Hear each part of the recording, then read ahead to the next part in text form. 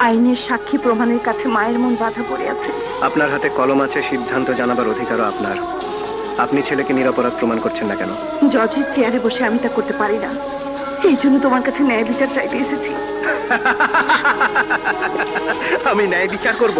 অবৈধভাবে আদালত চালাবার কথা বলে আপনি আমাকে জেলে পাঠিয়েছিলেন, আর আজ যখন আপনার ছেলের জীবন মরণের প্রশ্ন এসে দাঁড়িয়েছে, তখন আবার আপনি আমার আদালতে বিচার চাইতে এসেছেন। আপনার আইন কি বানের পানিতে ভেসে গেছে জজ সাহেব? রাজু নির্দোষ, তার সমস্ত প্রমাণ মির্জা খানের কাছে আছে। তুমি যদি তার অপরাধী ভাই জালেম খানকে মারবে না বলে ওয়াদা করে মুক্তি দাও, তাহলে রাজুকে রক্ষা করার সমস্ত প্রমাণ সে আমাকে দেবে।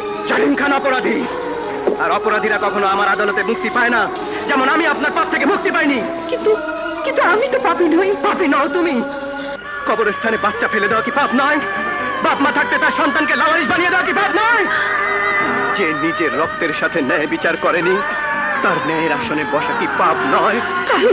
ব্যাস ব্যাস, আমাকে উদ্ভ্রান্ত করবেন না। আমি এই কবরস্থানের আদালতে শুধুই ন্যায় বিচার করি। আপনি আমাকে দিয়ে কোনো অন্যায় বিচার করাবেন না। দয়া করে চলে যান এখান থেকে।